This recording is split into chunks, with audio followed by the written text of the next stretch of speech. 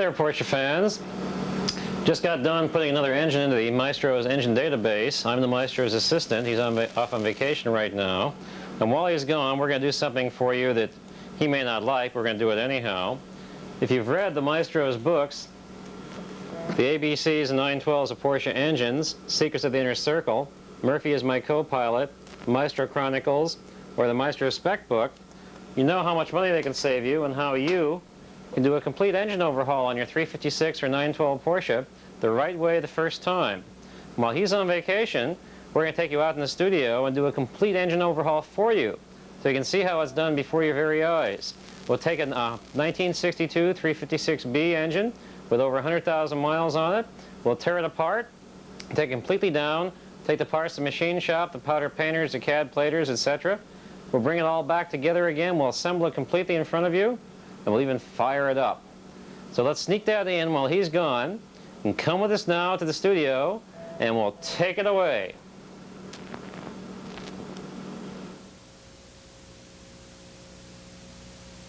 Good evening, old Porsche fans. Today we're going to do something that's never been done before in recorded human history. We're going to show you a videotape of how to do a 356 or 912 engine overhaul, complete from taking it apart, inspecting all the parts, what to do in the machine shop, and how to put it back together again, even how to fire it up here on this very own engine stand. As we go along, we'll describe defects in the engine, then what things are good, bad, indifferent, etc. And with that, you should be able to save thousands of dollars on doing an engine overhaul yourself, which in this day and age is something you probably ought to do yourself anyhow, since the local super-duper Porsche shop usually has the best mechanics work on the Arab's 928, or the doctors or lawyers 911 or 930 or whatever, and you get the Volkswagen apprentice to work on your 356. And that usually, in that case, the engine is older than he is. So you're usually better off doing it yourself anyhow. And this videotape is going to show you how to do that. Here we have a 1962, circa, 356B 1600 super engine. This will suffice for about 80% of all the engines out there, and for the ones that it won't suffice with, we can point out the differences. Based upon this engine number, 703105, and a case casting number, which is a very important ID number, is back here by the fan shroud on top of a perimeter bolt, right there, which is 58046 in this case. And the Maestro Master database of over 2,000 engine numbers is available in the new version of Secrets of the Inner Circle, or in the Maestro Spec book. We can tell this engine is a early to mid 1962 356B 1600 Super. Let me point out a few things about this engine, because this is pretty typical of what you see these days, these being 25 years old. Note the red paint on the nut, the red paint here on the side of the oil breather can, and on, in fact, the top of the air filters. This overspray from where the outside of the car was painted red. When people paint the outside of the car, they very seldom cover the engine to any great degree. Net effect being that overspray from the outside body color gets transmitted to the outside of the engine also, all over things that were never supposed to be painted in the first place. Net effect of this is to make an ugly engine. This is also a fairly ugly engine, just in the amount of grease and crud and everything on it, which is typical for its age. It's a typical run-of-the-mill, 100,000-mile-old 356B Porsche engine. But let me point a few more things out that are interesting. This coil wire is actually the original coil wire. It's got about a 1-inch long rubber cup, and that's a mark of the original type wire. They have a resistor inside this, which is why it's longer. This is a replacement wire, probably a VW. In fact, when I point out a few other things, you'll find it is a VW. It's got a Volkswagen coil on it, because the Porsche coils had a screw-on connection, not just a clip-on type. It has a muffler that's typical for the Genera, meaning it's wiped out, shot, no good. We'll just throw it away and put a new muffler on it. I like stock mufflers over anything else, because stock mufflers last a long time and run very quietly. We have an original fuel pump. We have an original fuel line with the flexible connection in between there. And here, for example, is one of the VW plug wires with no rubber skirt on it, small connector. This is a Porsche plug wire with a bona fide skirt, a bona fide Porsche end on it. Much better than the VW, easier to grab with a little knob. You can see this engine's been through the mill. Some original parts, some not original parts. What we'll do is we're going to take this engine apart and then put it back together again for you. And you can use this videotape to rebuild your own engine. If you have any questions that aren't answered by the videotape, try Secrets of the Inner Circle, a production of HCP Research, 20655 Sunrise Drive in Cupertino, 95014. The new version is just out now in mid-September 1986, and it costs $29.95 list price. If you buy the videotape, we'll give it to you for $24.95. Now, isn't that a deal? I guess that's all we can do right now, except I haven't the foggiest idea what's inside this engine. The fact it's been overhauled can be told by one of two things. One, there are 11 nuts, 8mm nuts, that hold the third piece on to the main case halves. And these are normally, and supposed to be, 12mm across the flat. That means a 12mm wrench will take them off. In this case, these are 13mm across the flat, I've already checked, which means the third piece's nuts have been removed, which means the third piece has been removed, which usually means the engine has been overhauled. And because the nuts are not the right ones for the case usually takes when the factory put them together, the odds are very high the overhaul was not done too well because the detail work was not done too well. You can usually tell a lot from the outside of the engine what the inside of the engine is going to be like. Not all the time, but sometimes. Likewise, over here, we have a 6mm cheesehead screw. Now, it's kind of a rule of thumb on early Porsches and Porsche engines up to 1969-912 that the vertical surface, any vertical surface that has a bolt or screw through it actually has a 6mm bolt, which has a hex head. It's 10mm across the flat, so a 10mm wrench takes it off. In this situation, we have a 6mm cheesehead screw, which is the wrong screw for the vertical surface. The 6mm cheesehead screws go on the horizontal surfaces in general, and consequently this indicates that somebody has removed the 6mm bolt, replaced it with a 6mm cheesehead screw, again not the right one, and that the fan shroud has been removed, which is not that unusual if this thing had been overhauled, because you would have to remove the fan shroud to get to anything else. Ergo, the outside evidence is this engine has been overhauled at some time in the past. Note from the condition of the fan shroud, where you can still see the remains of the valve adjust decal, that this appears to be an original fan shroud. It has not been repainted or anything like that. So when they overhauled it before, they just took the sheet metal off, then put it back together again. We are going to strip everything here chemically of rust, grease, and paint. We're going to powder paint all the sheet metal. We're going to CAD plate all the nuts and bolts on the engine. We're going to make it look very close to the poster engine. We will not gold plate it this time. We'll just do the things as a typical overhaul should be done and show you how to do them. Notice also that we should not necessarily want to wear your Brooks Brothers Finest or a white suit when you're doing the engine overhaul, because it does get a little bit messy. So if you pardon us now, we'll change into something a little more expendable. Old clothes, t-shirt, sweatshirt, blue jeans, etc. Overhaul outfit is the proper attire for doing an engine overhaul of this nature. Something, if you get it dirty or if something spills on you don't like, you can not have to worry about replacing $300 suits. So let me change my clothes. We'll come back here and do a complete overhaul, tear it down, see what's inside. Like I said, I haven't the foggiest idea what's inside. We'll find out what's inside, and we'll show you how to take it down and how to put it back together again, and what to do to it when it's down. Okay, 356 fans, now that we've changed into something more comfortable, we can start the disassembly of this. It doesn't make too much difference where you begin here, but I like to begin from the top and work my way down. The first thing to do is to remove the air cleaners. On the Zeniths, they're held on by a screw combination bolt you can never get a socket wrench or a regular wrench in on, and the screw is usually too tight, but occasionally you can just wiggle and pull and off come the air cleaners. Pop up the clips to hold them together like so, take off the top, put the top in the to be stripped and then to be powder painted box like yay. Take the air cleaner element, inspect it, it's not too bad, but we're going to put Weber's on so we don't need it anyhow. Put that in the box that stays here. If there is a rubber gasket, which in this case there isn't, take that out too. And with nothing else left inside, put that in the to be stripped and painted box. Likewise, go to the other one. It comes right off too. Again, take the snaps off, take the top off, put that in the to be plated, to be painted box. Air cleaner cans are not too bad. Likewise, is missing gasket inside. Should be a nice rubber gasket that fits around this hole to seal everything and hold the air cleaner tight, but there's not in this case. Another example of the guy before you. That goes to be stripped. And now we have the engine fairly naked. Another trick I'm going to show you here disconnect the linkage. Now you can pull on these things and maybe they'll come apart and maybe they won't, but what's easier is take a 10mm wrench, open end, stick it in between here, twist like that, and off it comes. Likewise down here, like so. This is going to be stripped and plated, so we put this in the stripped and plated box. Like yay. Go around to the other one, take that one off.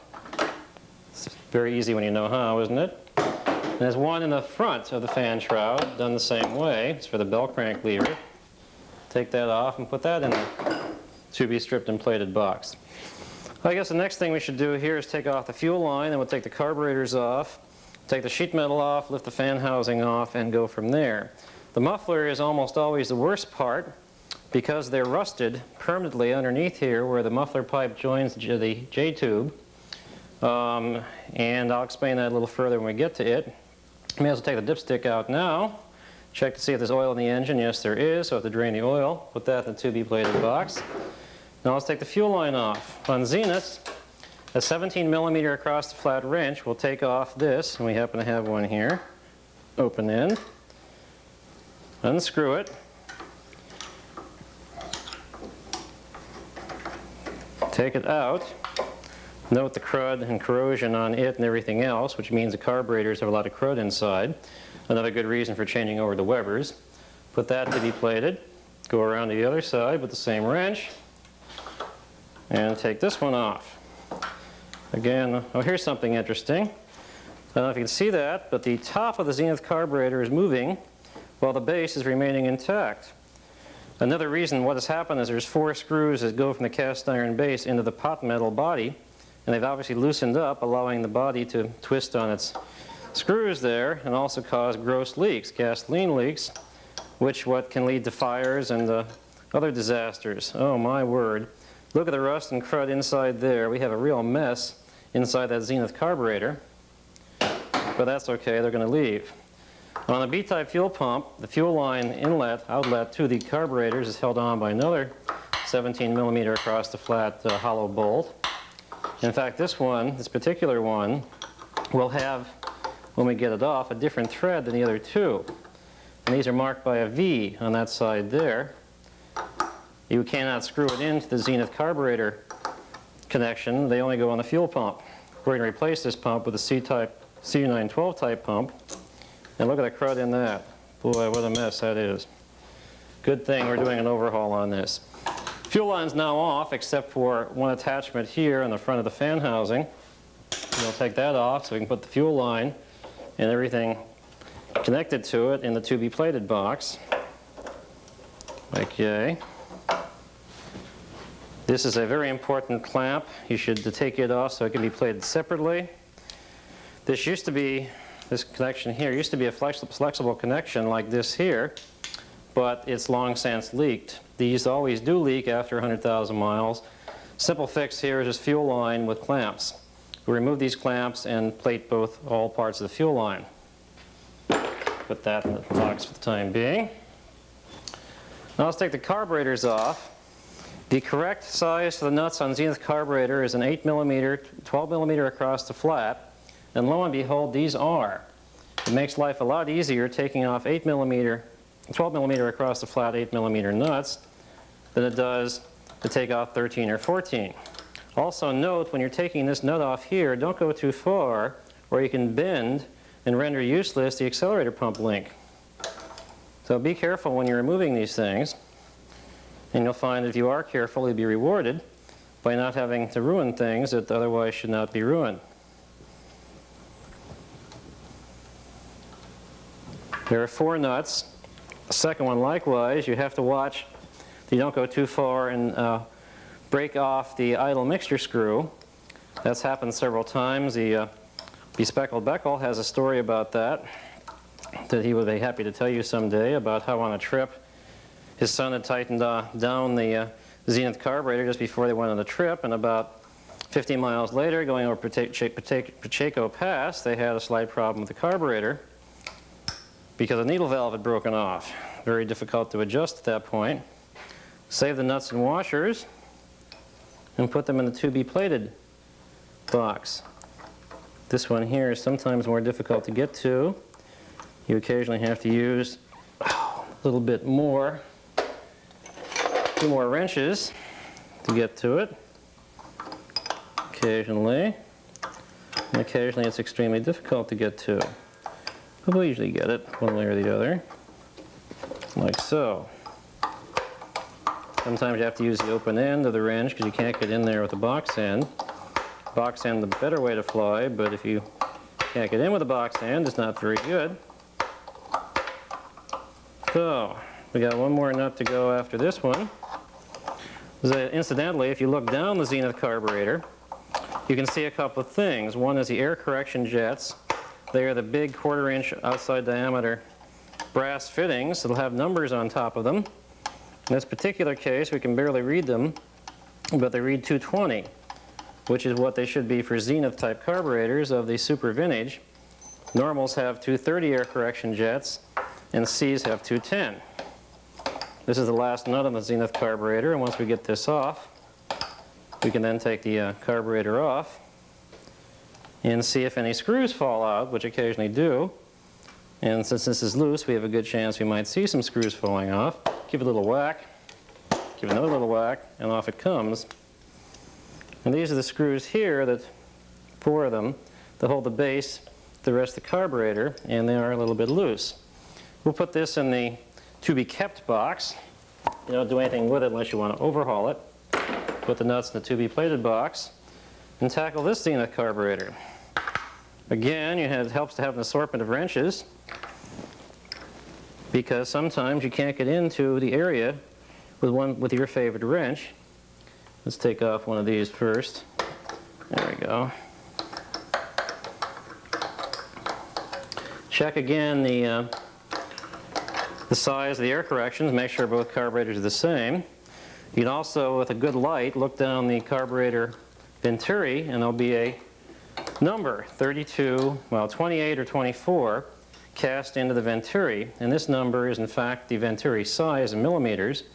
And the normal Zenith carburetors have a 24 millimeter venturi, and the Super Zeniths have a 28 millimeter venturi. And these have 28, inferring they're super carbs. And in fact, which they should be, since this is a super engine, they should have super carbs, and apparently they do. Now later on, if we get really ambitious, we can take the top off the carburetor. From the evidence of the crud on the bolts entering the carburetor and the fuel pump, there is an awful lot of crud inside these carburetors. And the general reason for that is corrosion of the gas tank. This was an East Coast car this engine came out of. East Coast cars get a lot of condensation in the gas tank, a lot of rust in the gas tank, and the fuel filters inside the fuel line and the fuel cock of the 356 Porsche are not terribly good. Net effect being they let the crud pass right to the carburetors. It'll fill up the float bowl, clog your jets, and generally make a mess of things. Now this little lovely here, best way of getting that off of the open end without ruining things is to take out the idle mixture screw so you don't break it off. Set that aside, put the wrench on, and watch it not come off. So let's try it on this side, and like yay, and we get it. Some nuts, especially 6 millimeter cheesehead screws, you may have to use an impact wrench, available at Sears for about 10 bucks. And that's about the only way to get some of the nuts out. The other choice is a giant screwdriver. Don't hesitate to buy them. They could save your life. Okay, so we have everything off here. Let's put the needle idle mixture screw back in. Like so. Give a little whack. And away we go. One more Zenith carburetor is off. Put that in the to be kept box. The manifold gasket is basically garbage. We can throw it away later. And now we're down to this position. And we want to take the fan shroud off basically first. Next step should be taking off the fan belt. To do that, it helps to have a 36 millimeter socket, which you need anyhow for the flywheel nut. You simply place it on like so, get out a screwdriver, crank the pulley around to where you can put the screwdriver in, wedged against a nut inside the housing of the generator, and usually the nut will come off. Usually. If it doesn't come off, you can cut the fan belt and take this whole assembly down to your local machine shop that has an impact wrench to remove it that way, so you can always get it off. You have to take the fan belt off though to get the fan shroud off to continue the engine disassembly. Take off everything here. The fan belt can be used for a spare if it's still good, but we'll put a new one on it. Take off all the washers, put them in a to-be-plated box. See if the generator spins, which it does. Wonderful, it's in pretty good shape. Next step would be to remove the wire on the coil, both the primary wire and the secondary.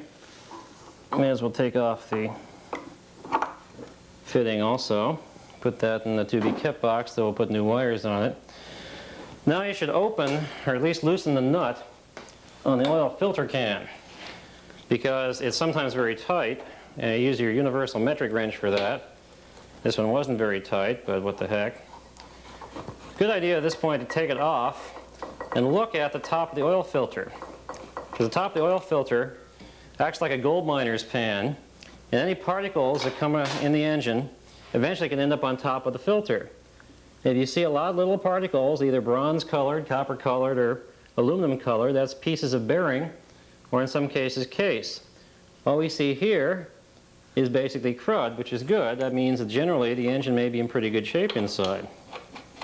Put that back loosely for the time being. Get about 12 millimeter across the flat wrench and disconnect the oil lines to and from the filter. Yeah, unscrew them a little bit, break it loose. Take it off, wiggle it back and forth, and it pops out. Likewise down here. You can unscrew it like yay. Get it unscrewed completely. Wiggle it back and forth, and it comes off. Okay, next thing holding the fan shroud down to the engine is a strap here. This strap ties the generator down to the generator stand, and the strap nut should be a 14 millimeter across the flat nut on 356s and a 13 millimeter across the flat on 912s, and lo and behold, it's 14. We win. You loosen it up until it's pretty loose. In fact, we have to take it all the way off, but it gets plated or painted too. Original engines were, of course, plated here on this strap, but I find if you're doing a powder paint overhaul, powder painted engine, which of course all the Maestro's engines are, then it sometimes looks nice to powder paint it, though the customer is always right when it comes to the painting or plating of the bands and straps. Whatever they want, we are more than happy to accommodate. Take it all the way out. Take the band off. I like to screw the nut back in so you keep it. This is incidentally is a somewhat special bolt. It's a little longer than any other bolt. It's similar to the bolts to hold down the engine stand or the generator stand here, but it's a little bit longer. So try and keep the bolt separate where you know where it is. Put it in a to-be-plated or painted box. Next step is this thing here is a thermostat rod. It goes down to the rear plate, which has a flapper valve. It controls how hot air is ducted to the carburetors. It just unscrews. You grab a hold of the little thermostat in the front. Actually helps to tighten the nut down a bit. If you're really lucky, you can unscrew it. If you're not really lucky, you'll have to use a wrench on it. Yes, we're not really lucky. So what we can do is get a pair of pliers out, or a universal wrench will sometimes work too. Like about yay. That is going to be a tough one. I can see that coming. That is a tough one.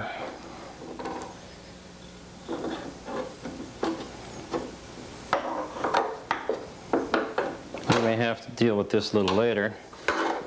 There we go. There, once you break it loose, it's not too bad. Considering the fact it's got 20 years or more of accumulated rust, the fact it broke loose relatively easily is really a pretty good sign. While you're here, there's a 14 millimeter across the flat nut bolt actually that holds the thermostat on in the back. Just loosen it and then you get the thermostat out. What you really want to do, you do not plate the thermostat. It's copper. You just clean it and reuse it. Put the bolt in the to-be plated box.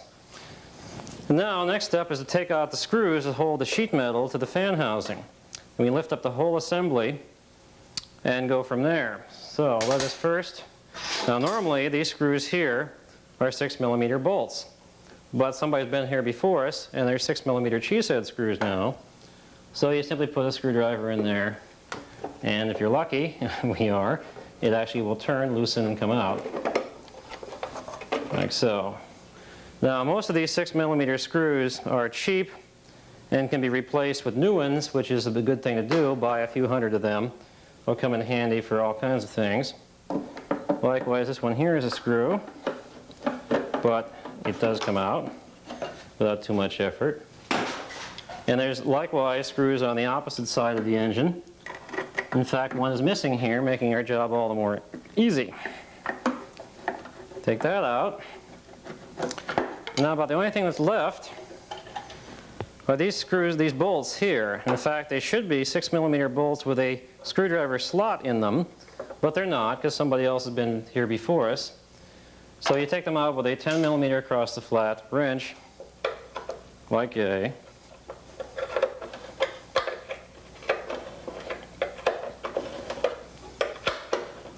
I'd say, judging from condition of this engine, the last overhaul was performed somewhere in the distant past, probably 10 years ago or so. Take that one out. Take the other one out here. And while you're actually over on this side, you may as well take out the 3 6mm bolts that hold the spring plate that holds the top linkage crossbar, because all those have to be removed. We're going to plate everything there. Take out the 6mm bolt there, put it in the to-be plated box. Take these 3 out, and then both the spring plate and the top linkage crossbar will come off. Note that this is a messy operation. You're going to get dirty. It's a good idea to wear gloves, but if you want to feel your engine, it helps not to wear them so you can sense what's happening to your poor little engine there. It also makes it easier for gripping things. Surgical gloves are a very good idea. So your doctors in the audience already have a good access to surgical gloves. I suggest that you pick up a good dozen or so from the hospital and bring them back to your engine. Okay, now if we got everything else off, and in late 912s there is another bolt right here that holds the top mount of the oil cooler to the fan housing. 356s don't have that unless the engine has been overhauled by the factory after 1967. This one was overhauled by somebody other than the factory. So you grab it by the fan shroud here and the generator here, wiggle a little bit, pull up, and lo and behold, everything comes off. We'll strip this down a little later, just a bunch of nuts and bolts holding everything on. For the time being, we'll put it in the to-be plated painted box. And now we have part of the engine exposed. This, of course, is the oil cooler. From the shape of it, little dimples and all, it's an early oil cooler. In fact, there is a date stamp on it, which in this case says fiscal week 17, 1963. There's usually another date stamp down below here, but I don't see that. It's too cruddy right now. This cooler should probably be replaced with a later model cooler. It's not a bad one. It does have a wire mesh inside the blades, but it's fairly early. The later coolers are better, and you're better off replacing it. We don't have to take it off right now. Let's continue with the sheet metal. Let's take the oil breather can off. To do that, you first open the hood, get a screwdriver or something, and take out the rubber gasket. You don't want to lose that. It's hard to find. And here's another trick. When you go to put it back together again, note how this side is all fairly rotten. Just turn it over. And the other side is in pretty good shape and will seal nicely. Then you get more use out of it, but Stoddard has these new for, I don't know, $5, $6, a fairly good investment. Keep that. Now, the oil breather can is held to the generator stand by, again, 2 6mm bolts and nuts, which are 10mm across the flat. And note that there is a washer underneath both the bolt head and the nut. It's one of the few combinations that have washers on both sides, but for this particular application it does. Remember that when you go to put it back together again, that in fact these bolts have washers both underneath the bolt head and underneath the nut. Now when we get this off, I'll show you a place where they crack and fail the most. It's where you might expect it would be, either where water sits inside the can, either the top here or the side, or down where this tube joins the bottom. And we'll inspect that once we get this off. Sometimes you need 2 wrenches. They're a little bit tight and the bolts tend to rotate, but in this case we can hold it with our fingers. Take the other one out, put it in a to be plated box, take this up, inspect this area here, either where the throat joins the body here or where the tube here joins the body there. And we're really lucky. There seem to be no cracks. If you have a strange oil leak that drools down here, this is usually the cause. A leak either on the throat or the breather tube where it joins the body of the can. In this case, it's not too bad. Put that in the to be stripped and painted box. Now let's get the distributor taken care of before it gets hurt by anything. You can either leave it all together and just pull off the wires with everything all connected, which is probably the best thing to do anyhow, like yay. And then, because we want to plate the clip, the clamp that holds the distributor, the best thing to do is just loosen this up so the distributor can be then pulled up independent of the clamp, like yay, wiggle and pull, and put this carefully in the box that you're keeping here, because this doesn't get plated or painted or anything. Okay, and now you're beginning to see it's coming down. We've been avoiding the muffler for a long time. I suppose next step should be dealing with the muffler.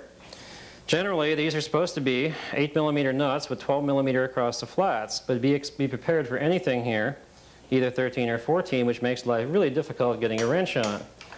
In this case, we're really lucky because it is a 12mm across the flat nut.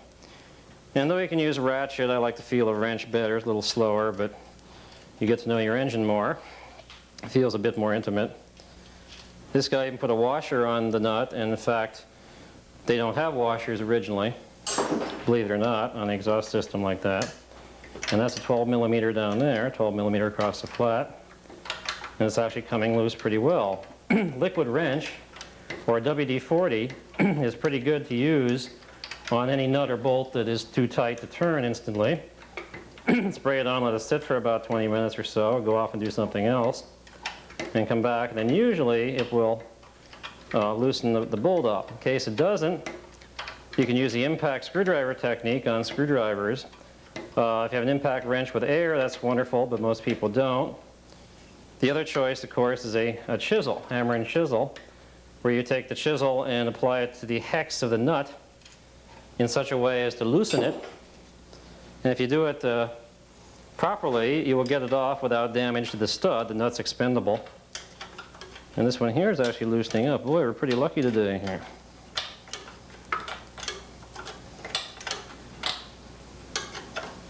Sometimes the studs will come out along with the nut. In that case, VW studs are basically the same as Porsche. There are some differences, but they do work. The exhaust manifold studs. And you go down to your local VW shop and get some new studs. Put them in with a double nut technique, whereby you tighten 2 nuts against each other on the stud, and then screw the stud in by using the outer nut, tighten it, loosen the nuts once everything's tight, once the stud is in place, and undo the nuts, leaving the stud in the head. Now the worst part about these mufflers is that they come off the flange here quite easily. But down below, in this connection here where the muffler pipe goes over or into the J-tube, they rust together after a very short time. And after 10 or 15 years, they become an intimate part of each other. Sometimes you just can't get them off. Sometimes you have to cut the muffler off the pipe and then use a chisel to tear away at the outer pipe from the muffler to save the J-tube. You do not want to cut into the J-tube. J-tubes are extremely hard to find in good shape, and you're much better off just cutting the muffler off and sacrificing it than you are trying to cut the J-tube off and repair it. So we'll see how lucky we get here when we go down to that point. These are the muffler clamps down here. I've already gone a little ahead of us and loosened these. Let's see, they were 13 millimeter across the flat. And there's 13 there. We take these off completely,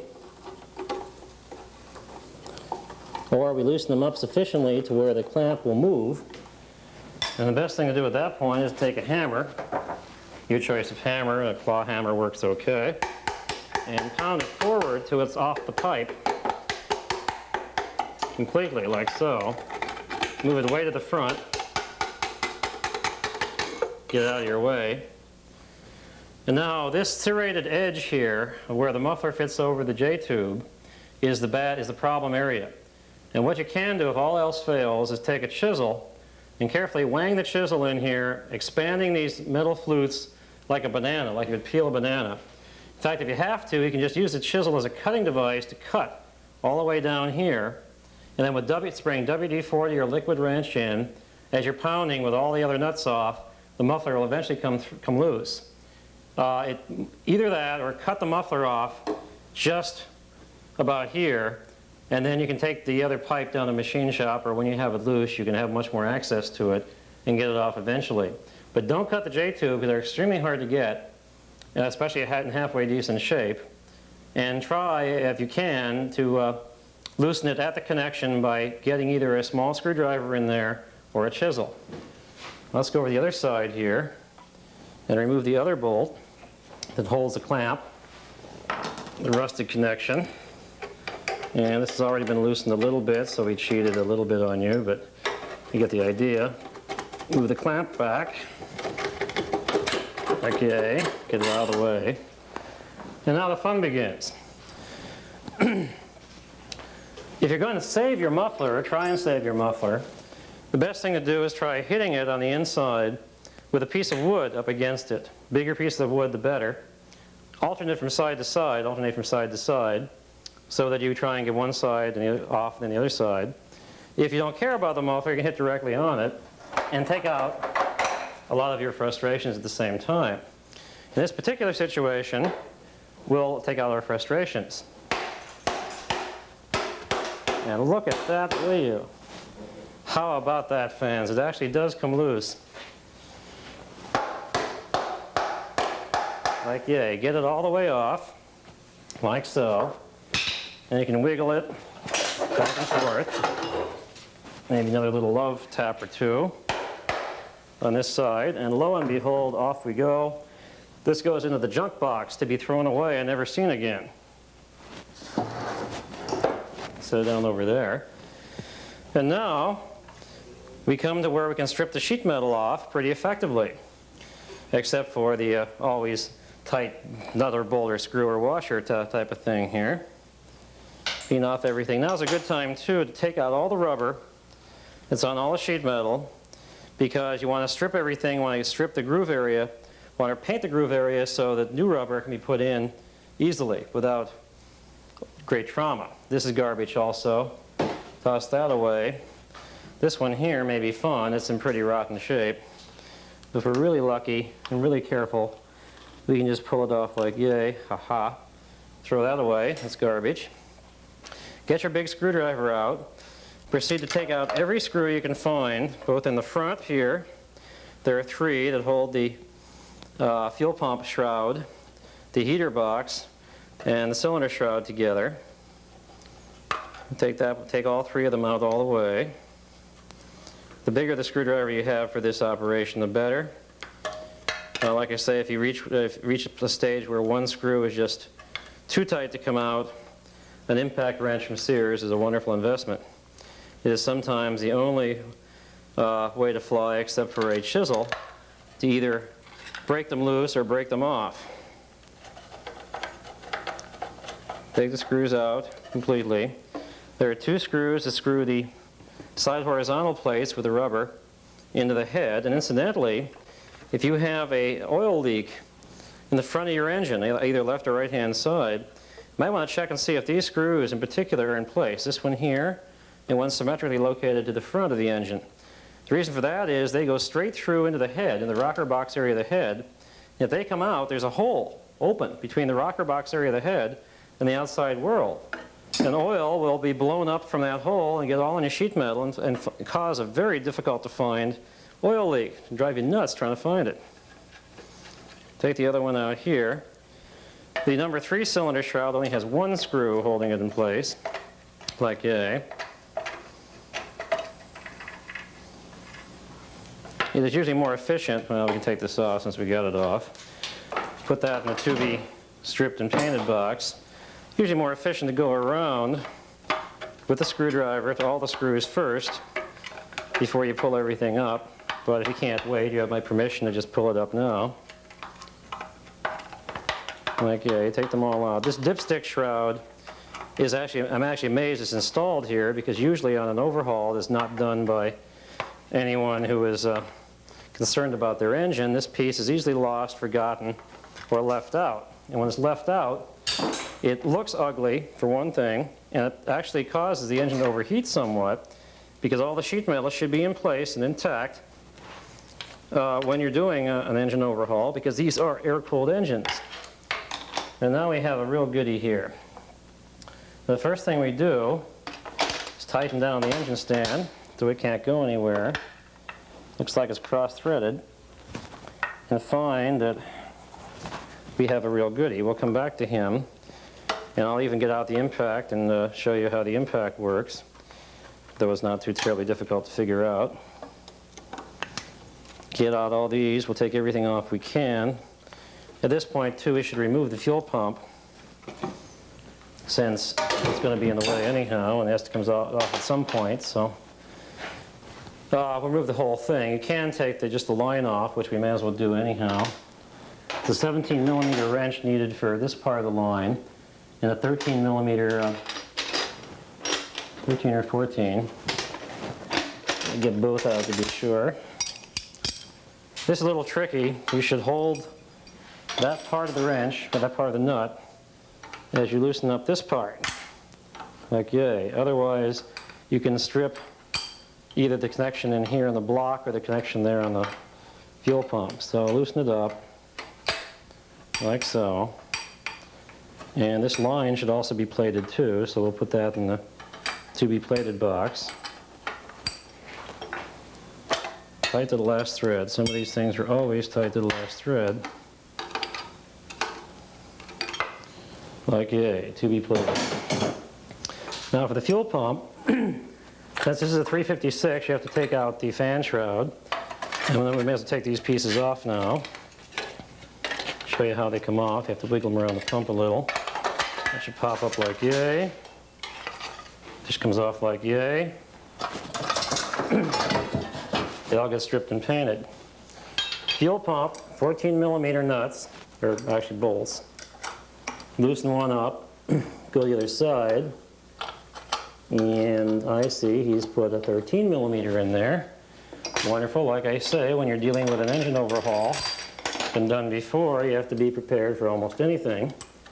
And in this case, one was one 13 millimeter bolt, one 14. The factory would never do anything like that, but you'd be surprised at how many other guys who overhaul engines don't care about the size of the nuts and bolts. Or washers. In fact, even the washers have a unique setting arrangement throughout the engine. This is a B-type pump. Excuse me. It's you can see the crud inside from the fuel tank. There's rust in the fuel tank, etc. Lots of grease in here to lubricate the mechanism. A lot of monkey motion. I don't like B-type pumps, and they're hard to find new anyhow anymore. 1986. I replaced the whole assembly with a C912 pump that works just really nicely for 100,000 miles and looks better. So we keep this, put the bolts in the to-be plated box. Okay, and we'll deal with that screw later, but meanwhile this is number 3 4-side cylinders. Incidentally, the cylinders are of course numbered. The right front is number 1, the right rear is number 2, the left front's number 3, and the left rear is number 4. We'll take this head off and everything off this side, and then show you that side if we find anything unusual. So next step now is remove the J-tube and heater box assembly. That's held on here normally by a 12 millimeter across the flat nut, but in this case it's 13 because somebody has been there before us. The bottom one is likewise a 13, but it's actually fairly loose, so we can get it out without a lot of swearing. Now's a good time to check out the cylinder fins and look for any mouse nests, rat nests, bee nests, or anything else that might have taken up habitation in your engine. Check out any cylinder fins that are broken. These fins look pretty much intact. Check out any evidence of leakage from carbon forming. Don't see any there either. We may be in luck. This actually might be a halfway decent engine. The chances of getting a halfway decent engine are something on the order of 50-50. Half of them are actually pretty good, considering their age, and the other half have been butchered by turkeys who just don't want to know, or just don't know how to do the job right, or don't care, or both. Take out the second nut here on the J-tube, and you can then take the J-tube and heater box assembly off as a unit, where they can be plated or painted as a unit. Move it straight down. This is a double flapper heater box, which it should be. Supers of this vintage, Supers, Super 90s, All Cs and SCs, have two flappers, one here and one here. They tend to exhaust the air more straight downwards, and they make for better cooling of the engine. So they are better, and this is bona fide the original. Take off the clamp to be plated, put this in the to be painted box. Put the nuts in the to be painted box. Now before I can remove the head, we have to take off the manifold. Before we can do that, you have to take out the spark plugs. So you get out your standard spark plug wrench and socket wrench. As far as tools go, Craftsman from Sears is pretty good. I kind of like it. Snap-on makes excellent tools. They're pretty high priced, but they are good tools. Stay away from the El Cheapo Indian, Taiwanese, etc. They're not very good. This is a Bosch 225 T1 non-extended tip spark plug. Not too bad. You can tell a lot of the condition of the engine by what the plugs look like. In this case, it has carbon on it, but it's not fouled badly. It's actually in fairly decent shape, so maybe the engine inside will be. Number 3 is always the cylinder that suffers the most. It runs the hottest, gets the poorest cooling, has the most trouble with poor gas, which we now have throughout the country. But in this case, the plug actually looks about like the number 4 plug did, and not too bad. We'll save them, put them in the same order you took them off at. And now we'll get down to taking off the manifold. Generally, you'll find that this bolt on the 356 is a 14 millimeter across the flat. These nuts are usually 12, but can be anything if somebody else has been there before us. So be prepared with 12, 13, or 14 millimeter sockets to get everything off. That is indeed a 14. Take it out. This is a special bolt too. You might want to label it. Its length is about the same as the perimeter bolts here on the case, but a little bit longer. And if you use a perimeter bolt in here, it's not long enough and tends to strip out the hole. So you got to be careful when you do all this, so you put the right bolts back in the right place so you can end up with problems that you don't want to have. Take it off, see what this one is. Boy, is this a 14? No, I can't believe that. 13. Put that in the to be plated box. Get out your 13 millimeter socket. Okay. Now you can use air if you want to here, but like I say, then you can't say your engine has been hand assembled. You use air wrenches or power tools to get things off. And you won't have as close and intimate contact with it, and therefore it won't run as well. Okay, take this off. There should be washers underneath them, and of course in this case there's not. Thanks to the guy who was there before. Whack the manifold a little bit. Pull it off and see if they used the right gasket. And amazingly enough, they did. You'd be surprised at how many people put in a small diameter gasket, or occasionally 2 gaskets, or all 3 gaskets in the gasket kit here. Should use the gasket that covers the manifold right and covers the head right. And if the manifold and head does not match, you got either a mismatched manifold or head.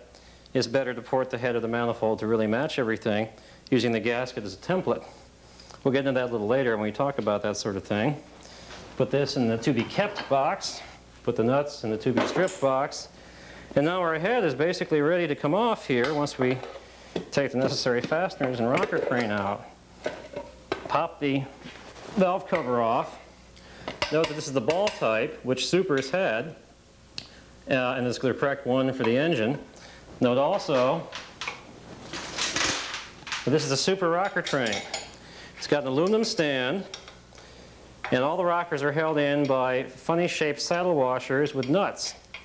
The normal type engine rocker train is a cast iron stand, not aluminum, and the rocker shafts are held in by circlips. So you can always tell a super from a normal just by seeing what type of tie downs the rockers have. This is what it should have. It should have this type of tie down for a super.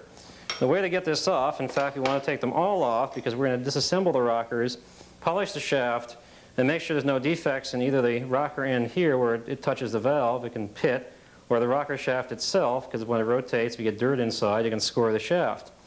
So the first thing to do is to go through and loosen all the valve adjustment nuts, because you're going to have to readjust the valves, and then when you put it together, and it's a good idea to take these things out to clean the rockers anyhow.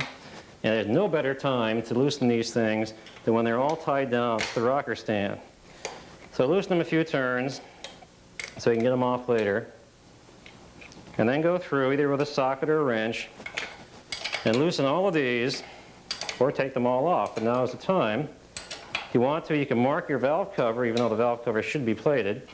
You can use a container or a Ziploc bag. In fact, if you're nervous about which nuts and bolts came off of which part of the engine, use Ziploc bags or plastic bags or something and label them with what parts they are inside.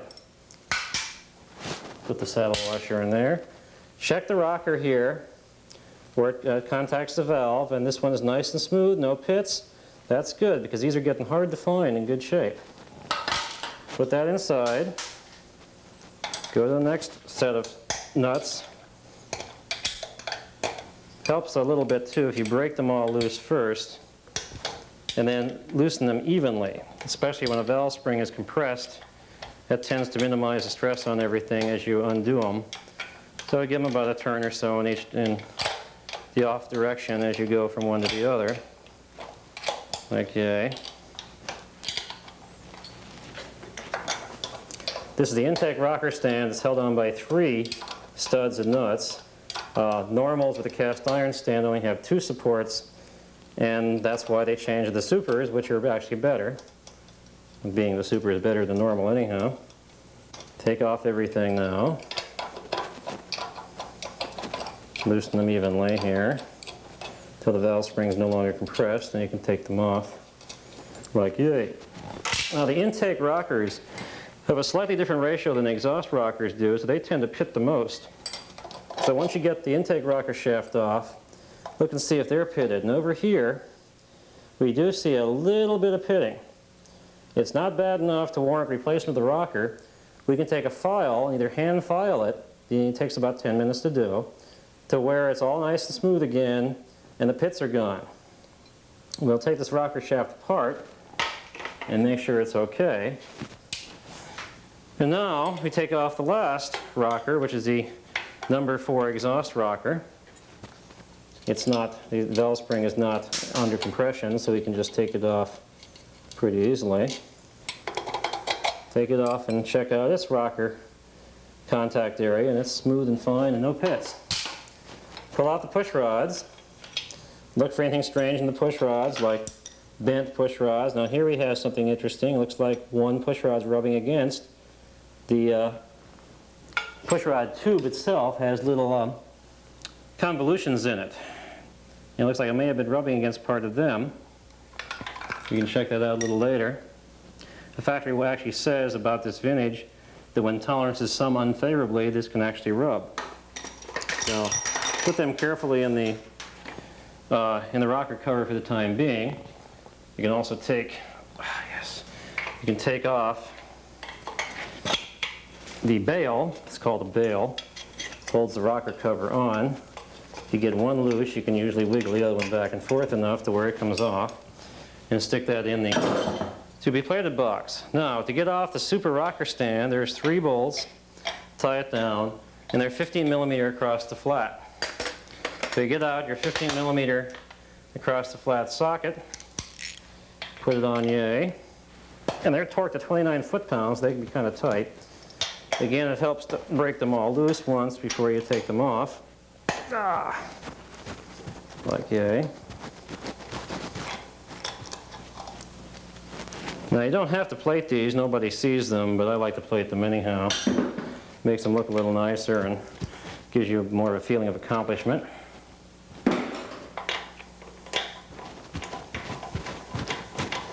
Like yay. Pull on the rocker shaft and it'll come off.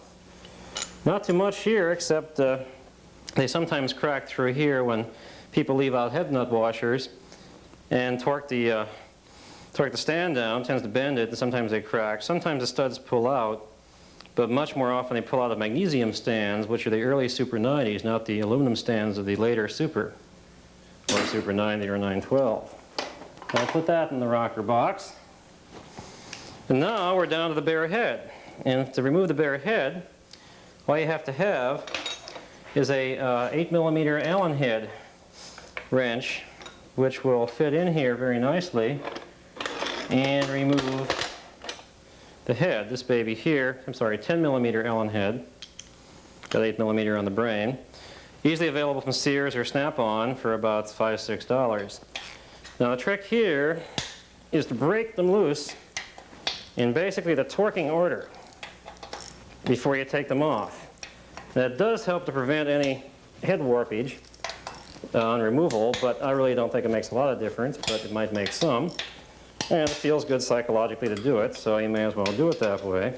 Occasionally you'll hear the head releasing from the stress of being torqued, and if it releases slowly, it feels better. Once everything is unloosened, untorqued a bit, you can then take out the appropriate nuts. I usually go down here and take out the big ones first. I call these head bolts, but really they're head nuts because they fit on studs.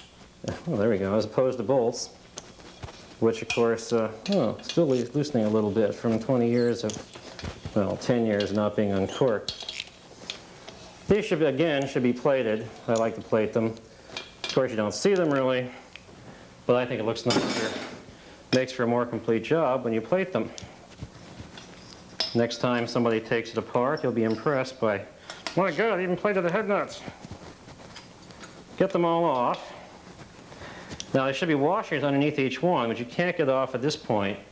But when you take the head off, that's the time to take them off. So tap with your hand the head a little bit. Wiggle, tap, wiggle, tap. Wiggle, tap, and sometimes they'll come off with no problem. Now that's your air deflector there with a spring on the push rod. You want to save that, and I like to plate them. Note that the washers at this point will fall off on the ground if you're not careful like I wasn't. Take off the spring carefully and plate it too. These push rod tubes should always be replaced.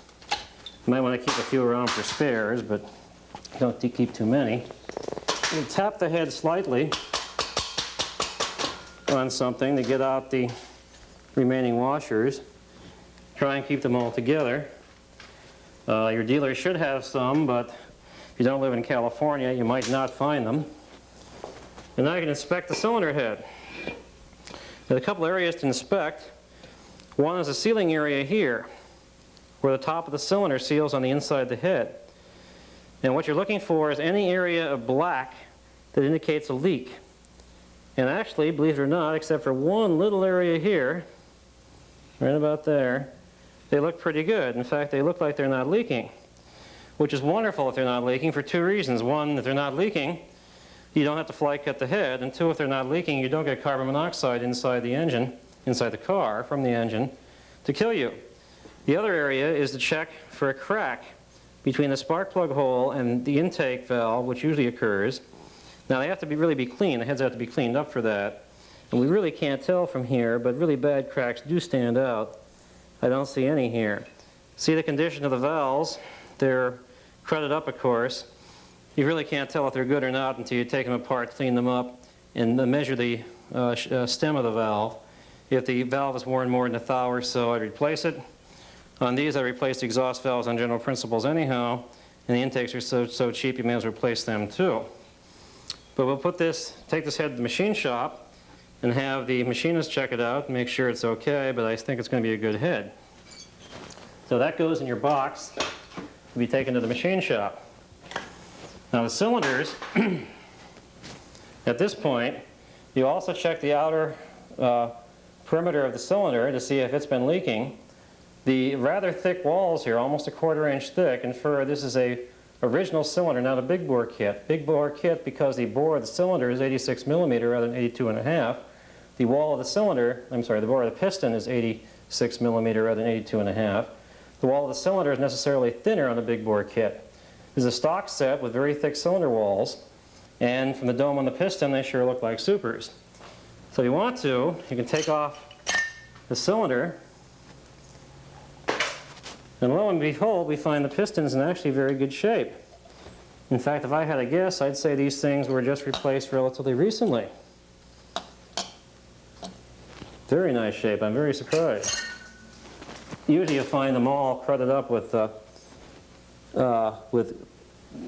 cylinder bypass, piston bypass past the rings.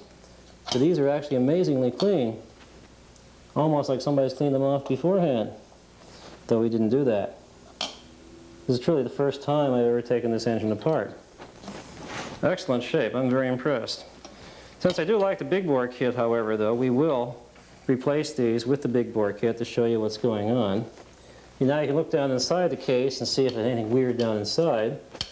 But I don't see anything much weird here. You really can't tell too much till you take it apart. But now I'll go and take the other side off. If you want to stick around for that, fine. If not, I think it's time to take a break. Okay, now we're going to do the other side, take it off, and if you recall, there's this one screw here that would not come off for love nor money, so we have the weapon to use in this case, which is an impact wrench. This particular one is made from Sears, and you stick the appropriate sized screwdriver attachment into the screw of the flat of the screw. Take a decent sized hammer, in this case a 3-pound sledge, twist in the position you want it to come off in, and that's of course counterclockwise, and whack it. A few good ones while you're twisting. And if you're lucky, it will actually start to turn, which it is doing. It sometimes takes a few turns to get it to where it's loose enough so a screwdriver can get it off. We'll make sure this thing is loose enough.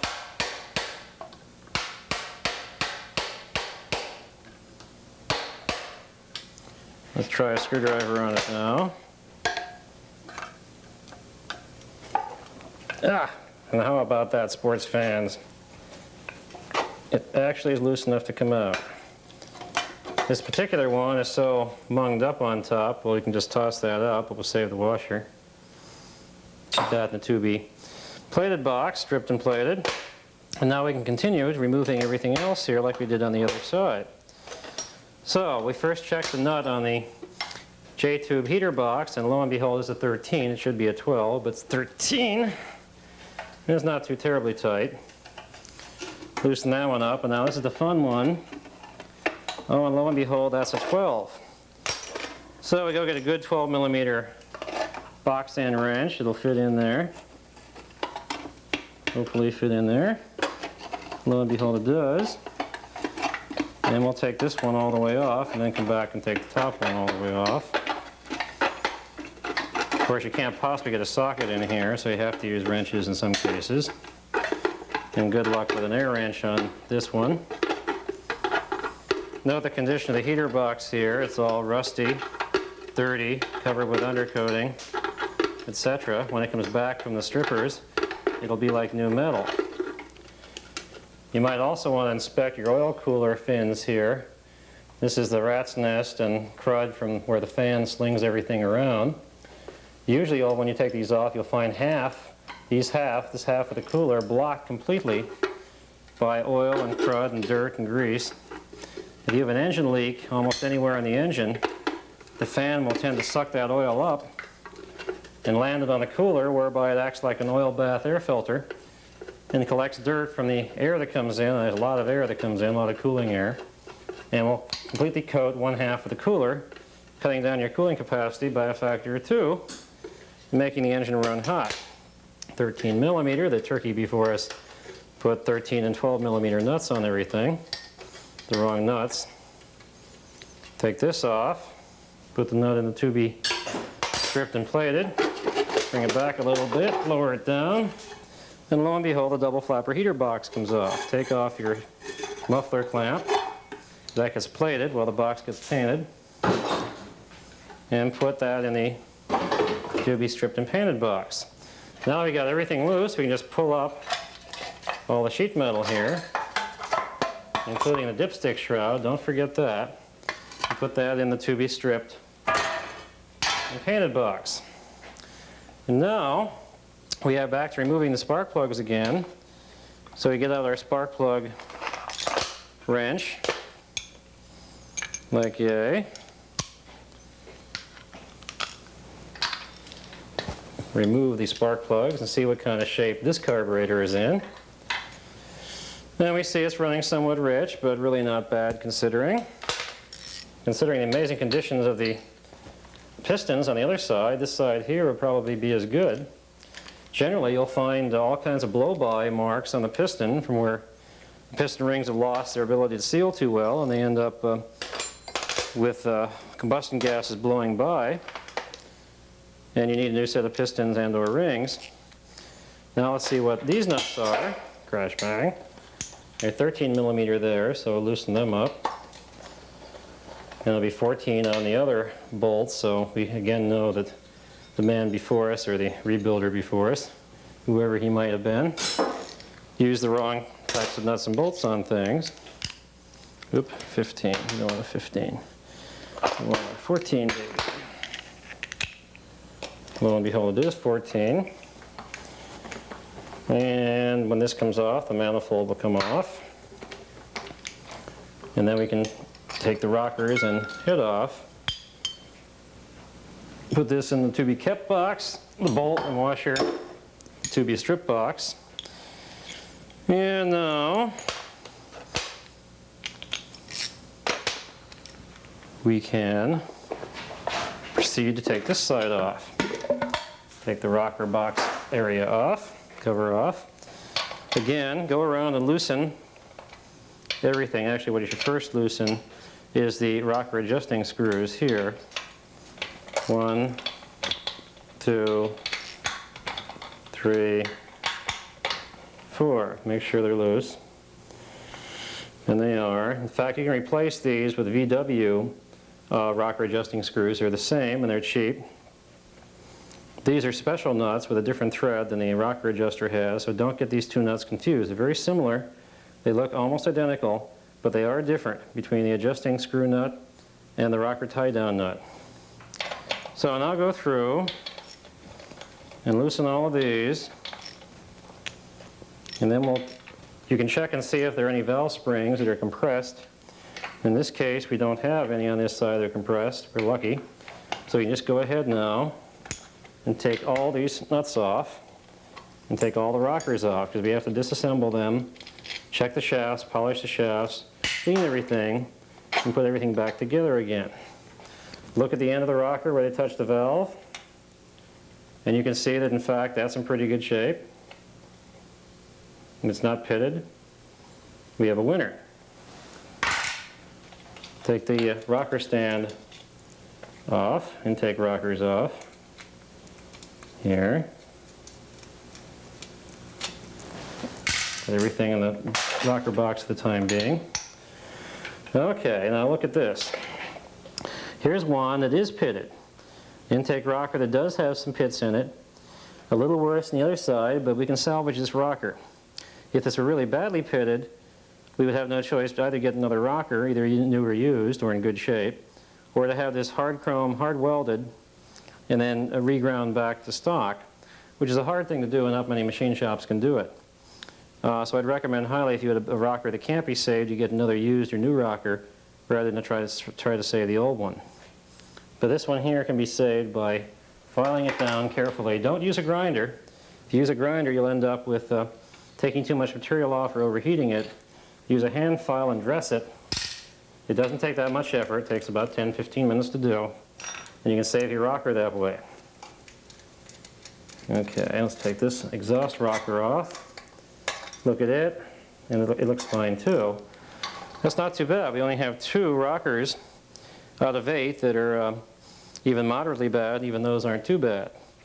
So this engine looks like really a rather low mileage engine, perhaps only as low as 100,000 miles, which in a 356 or 912 is indeed a low mileage engine. And now let us take the rocker stand off, which we do with a 15mm socket. Loosen all 3 bolts. We'll tie down the rocker stand to the head, like yay, and then withdraw them. And like I say, you don't have to plate them, but I find it nicer to do so.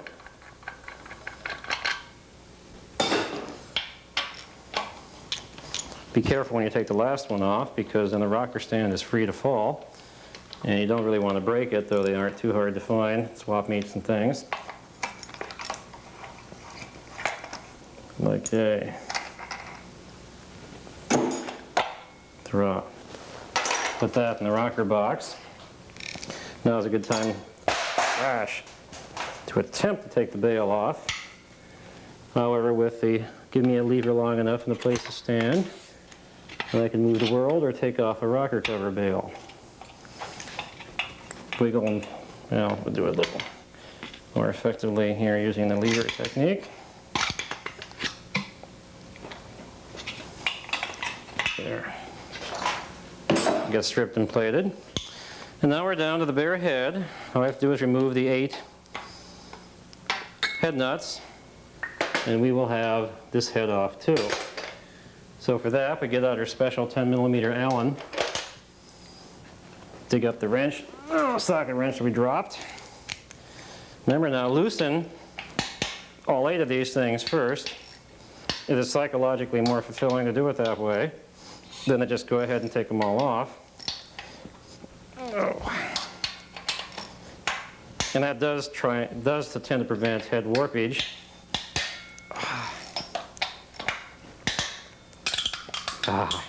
Such a nice sound, relaxation.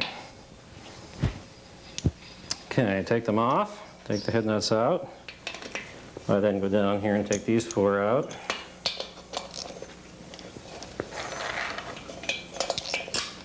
Three, 4.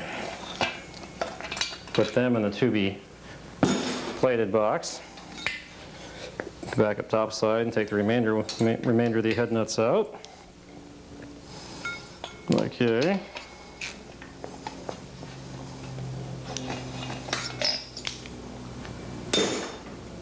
Get your wrench down, give the head a love tap, wiggle and pull. Note that the air deflector on this side is a little different than the air deflector on the other side. It's got a cutout for the acorn nut, because one of the acorn nuts from the case is what this has to go over, so that's why the cutout is different here than the little rectangular cutout on the other side is the bolt head of the case through bolt. Put this in the to be stripped and plated box. Carefully take off the spring that goes over the pushrod tube to hold that air deflector, and likewise put that in the to be plated box. Take out the pushrod tube. Note, these pushrod tubes do not have a 1-inch extension on them. That's because these are original pushrod tubes. Later pushrod tubes have a 1-inch extension here that sticks in the case to make it more difficult for oil to go up through the pushrod tube in hard cornering. But these are original pushrod tubes. We're going to replace these anyhow. So these can be tossed. Save a couple for in case one of the replacement one leaks or something, but you may not have a problem anyhow. Pull off the cylinder. And now here we have a side with a little bit more blow-by, but these pistons are still amazingly good considering.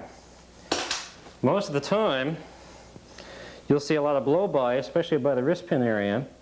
It'll be all black in this area here, where from leakage of combustion products past the rings discolor the piston. Likewise, in about half to 3/4 of the engines, the top compression ring will be broken in many pieces. In this case, both of these, all 3 of the top compression rings are fine. Likewise, the oil control. I guess the previous overhauler must have put a new set of pistons and rings in here, because this has obviously been run for some time, but there are no broken rings. Now we're going to take the pistons out. There are snap rings inside here of two types. One type requires a pair of pliers, which is this type here.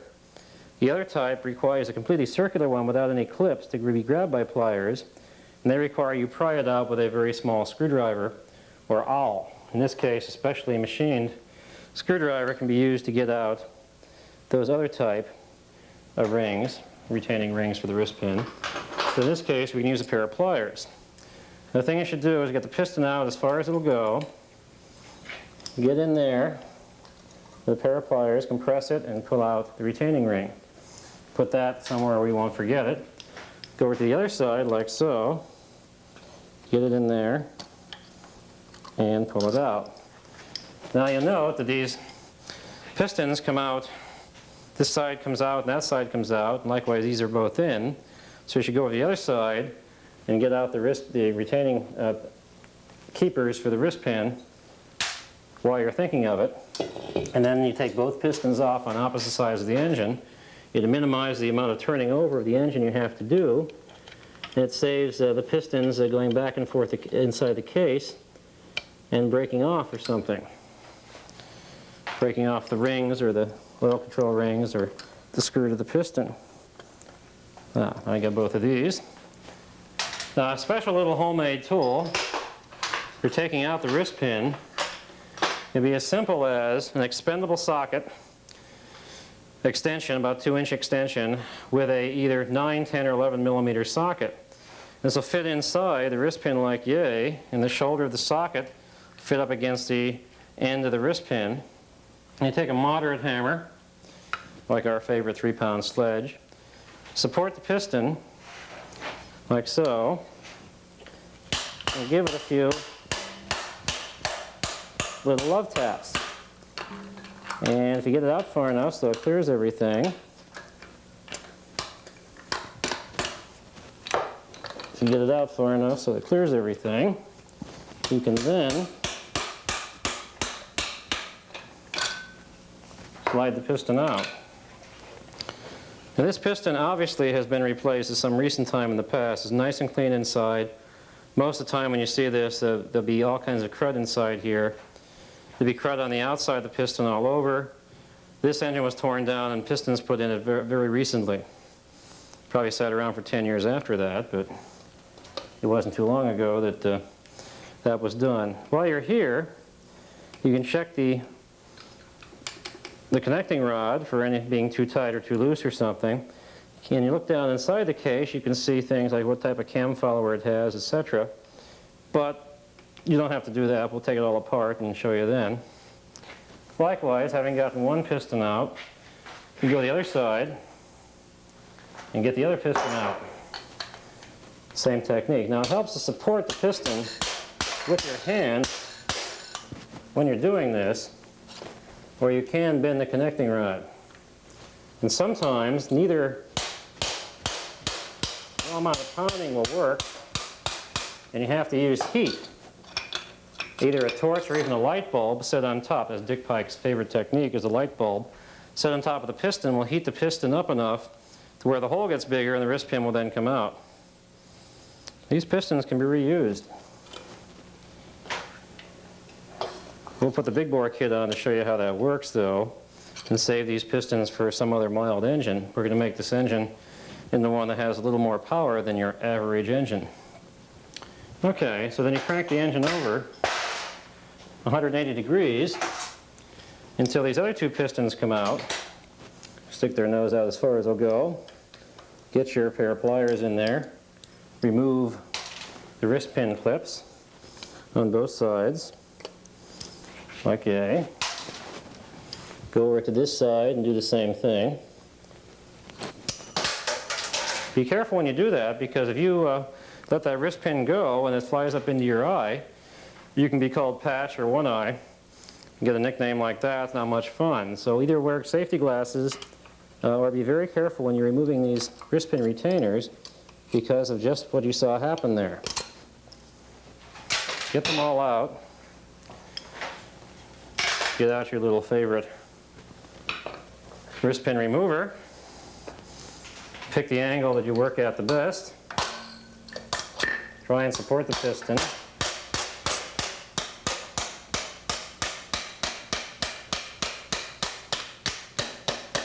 This way, if you miss and hit your hand, you'll know it.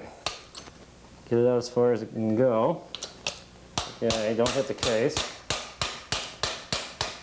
Once the wrist pin retainer starts to go, or wrist pin starts to go, it usually will go pretty smoothly.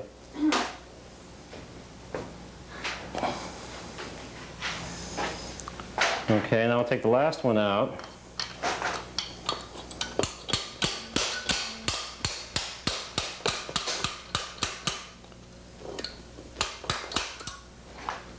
Oh yeah.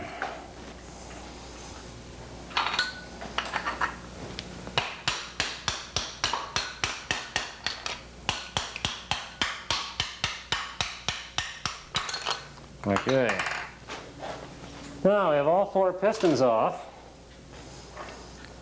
Next step is to split the lower end. And here's where the heavy-duty torque comes in.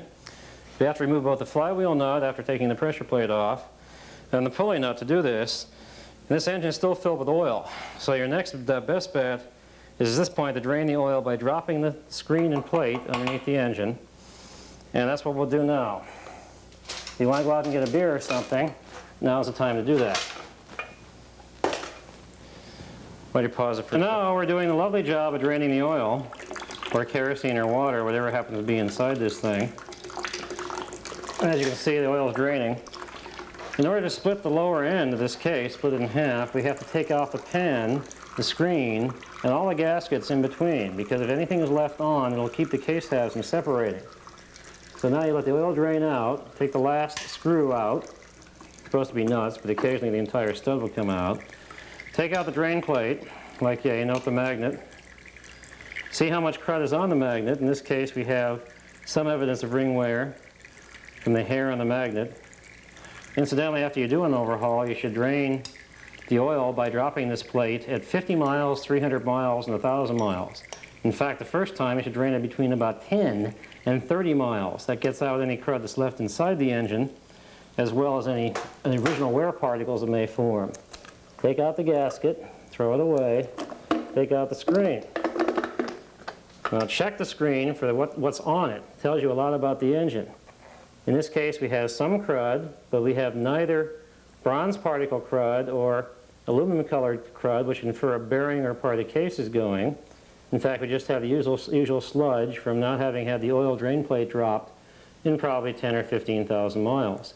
But everything appears to be okay. You can reach your finger up inside here, disgusting as it may seem, pretend you're a proctologist, and check out for any particles inside. And besides sludge, we seem to have basically nothing.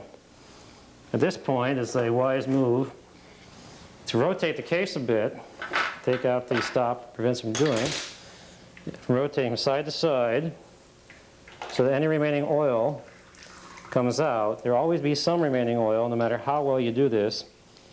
And whenever you split the case, there will be some oil come out of the case, both the third piece and the main case halves.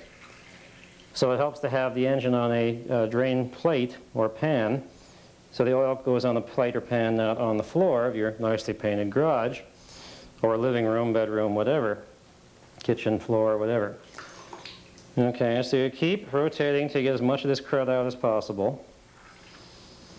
And now we're ready to take the flywheel off and the pulley end off. And this is where all the fun begins, because the flywheel nut's torqued to between 260 and 350 foot-pounds, depending upon which book you read. I torqued the good flywheel nuts, of which the Maestro has a very good supply, to 425 foot-pounds. I've never had a flywheel nut come loose that was torqued anywhere near those specs. So our next step is to take off the pressure plate.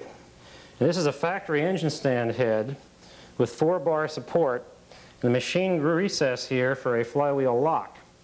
And that keeps the flywheel from turning, which you don't want it to do when you're taking off either the pressure plate or the flywheel nut. So we'll put the flywheel lock in place and torque it down once we wipe our hands. Let me go off camera here for a second. If you don't like getting dirty or don't want to, I suggest you have somebody else do your engine overhaul, because there ain't no way of doing it without getting dirty. Get your favorite 13mm wrench for this particular engine.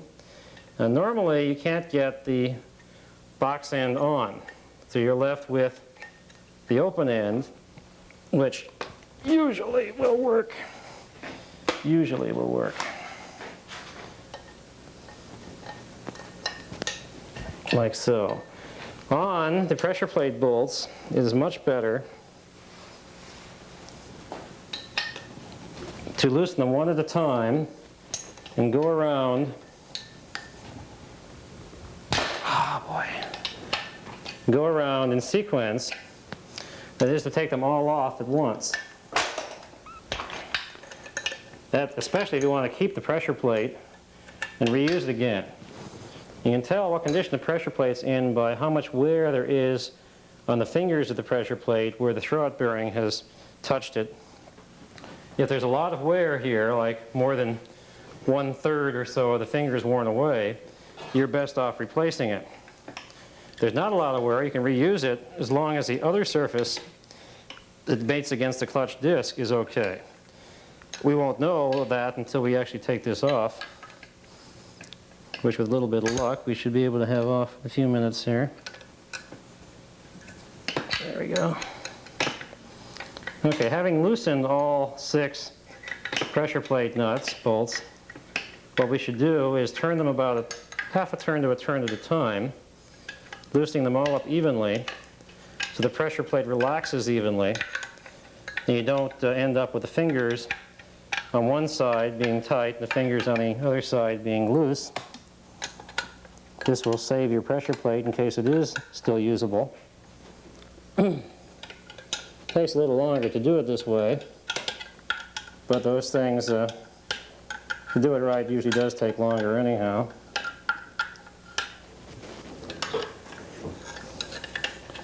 I also notice on this pressure plate that there's some weld material here. It appears to be weld material. It's one of the techniques of balancing a pressure plate whereby to balance the pressure plate, you either have to remove mass or add mass. The mass can be added by welding it on or removed by drilling it off.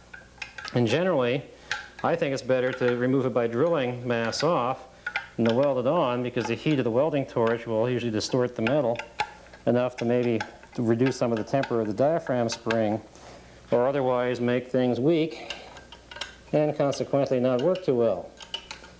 So drilled holes are stress risers, but these things are on the side of the pressure plate. The outer circumference is not under much stress, so it's really not a problem to drill holes to balance it. Also, these little holes here in the pressure plate and the flywheel are for dowel pins. Those dowel pins are used to center the pressure plate on the flywheel so that when you put the pressure plate back on the flywheel after it's been balanced, it A, only goes on one way, and B, goes on with a tolerance of like 1/10,000th of an inch or less, which means it's not off. If it's off, all your balancing is for naught. So really, though this might have been balanced, because there are no dowels there, it really wasn't balanced. Pressure plate can wiggle on the bolts enough to make it out of balance, and therefore not balanced.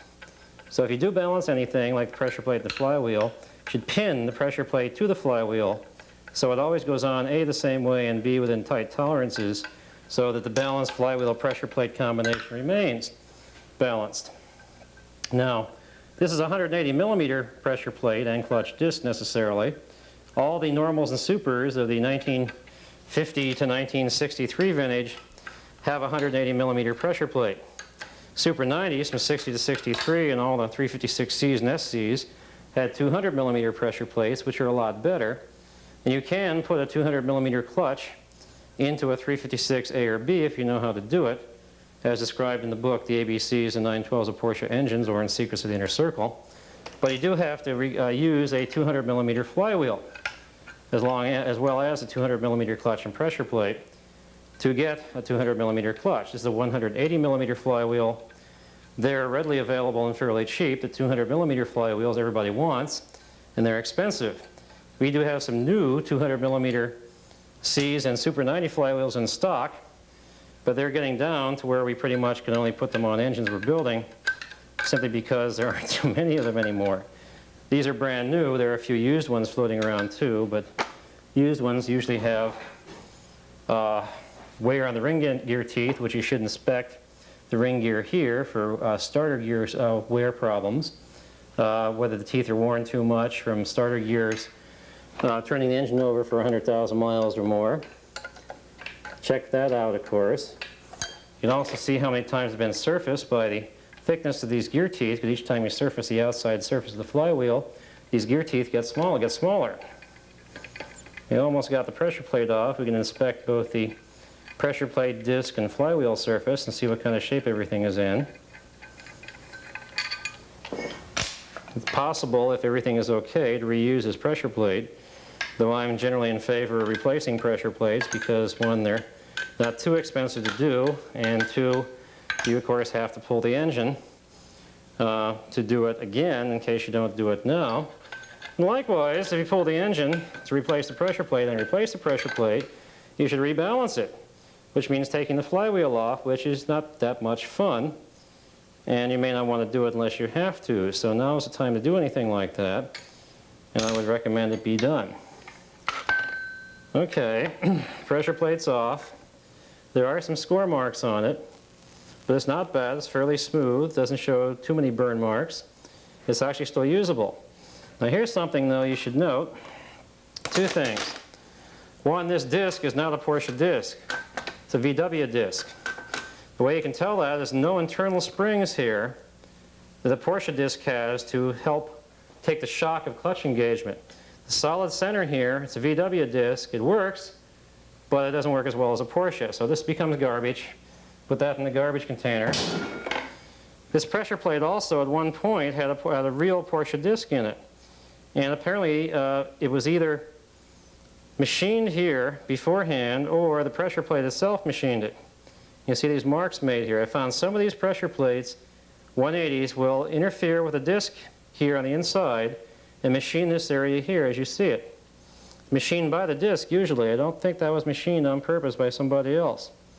So they probably had a dragging clutch problem before, replaced the Porsche disc with a VW disc to cure that problem, but we can fix this problem by machining this area out so there is no interference. That's the pressure plate. Look at the flywheel surface, feel it, it's smooth, look at it. There seem to be no check patterns indicating it's burnt. Got a few ridges in it. A simple surface job might suffice on this. And we'll show you how the flywheels are surfaced anyhow. It really should be surfaced, I think. If we're really scratched and gored, there's no question it should be surfaced. This is actually usable as it is, but it's a little off and we're doing an overhaul we want to have done right. So we'll surface the flywheel. Now the fun really begins. We got the flywheel off. So we will torque down the locking fingers here so the flywheel can't move.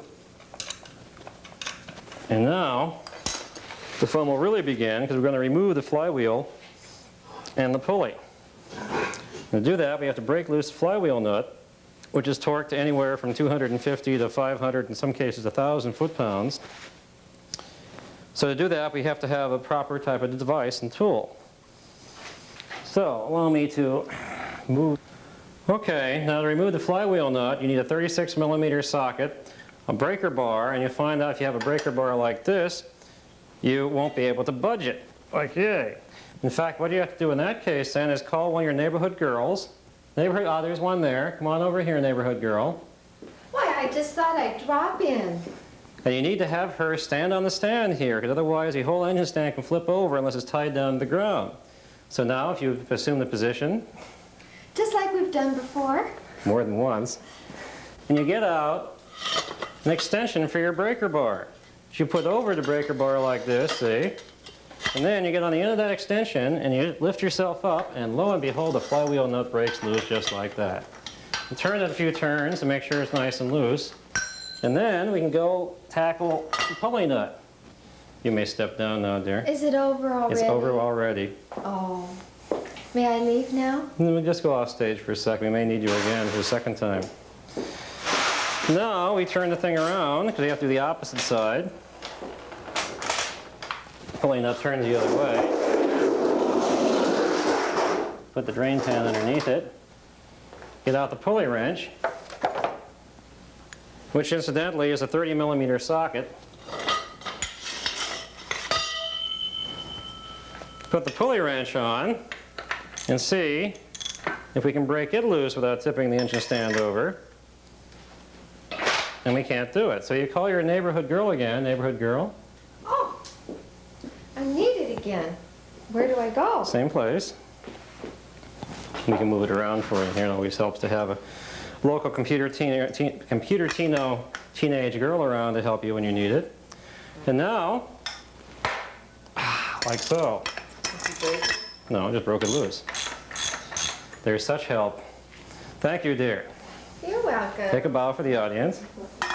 The millions and millions of people out there that are watching your every moment. Porsche engine saved. Take off the pulley nut.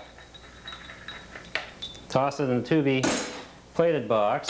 If you're really lucky, the pulley will come off. If you're really lucky, check right in here for where the keyway notch is made. See if there's any cracks from there to the outer rim of the seal. The sealing surface, a seal here. Pulley seal actually seals on the pulley here. See if there are any cracks there. There aren't. Carefully place it in the pulley box. Don't throw it. It can break, and if it breaks, they're expensive. Next step, there's a little key there. You got to take the key off, so you take a screwdriver and very carefully tap it like yay. Wiggle it around and save this key. Put it someplace where it won't get lost. Remember where you put it. You have to take that key off in order to get the third piece off. At this point, we're getting down to the short strokes now, as they say. The pulley shroud is held in place by two 6mm bolts. These are special bolts. They're not as long as the other bolts that hold other parts of the engine together, like the sheet metal. They're actually very short. They're supposed to be very short. In this case, they aren't. They're very long because the guy before us put the wrong screws in. The reason why they're short is to not go in. If they go in too far, they'll bottom out and strip the aluminum here and make life hell for you trying to put in new screws and you go to reassemble it. So you take the other one out and the pulley shroud then becomes free. Again, the wrong screw. These should be very short screws, less than 6mm long. Put that in the to-be strip box. At this point, you can also, with a 10mm wrench, loosen all the nuts on the oil pump cover. Since you have to do that anyhow eventually when you take it apart, you may as well do it now. Like so. In fact, if you want to, you can take them off. It doesn't hurt. Just takes an added second, and it's easier to do it here. Now, this particular bolt on the lower left-hand corner of the late model pump is a special one. It's almost 2 inches long, and no other bolts like it in the engine. And if you lose it, good luck. So put that in the same place you put that pulley key, and proceed to take the rest of them out, the rest of the nuts on the oil pump cover, like yay. You should leave your generator stand on because to take the third piece off, it's easier to hit the stand with a hammer and better for the third piece than to hit the third piece with a hammer. The generator stand is fairly tough and not susceptible to doing anything bad when you hit it, but the third piece can crack if you do hit it too hard. So take all the pulley nuts off like yay, throw them in the to-be stripped and plated box, and now we're ready to take off the third piece. Now, like I said, these nuts here should be 12mm across the flat, but it's because some turkey was here before us, they've been changed to 13. So get out a 13mm wrench or socket and take all these babies off. There's 11 of these nuts on the third piece of a 356 case, and there's 7 on a 912 with 4 funny looking nuts that are for the 912 rear mount. So take them all off. Okay. Takes a few minutes to do this, but it doesn't take too long.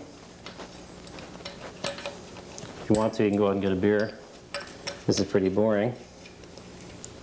But it's something you have to do if you want to remove the third piece.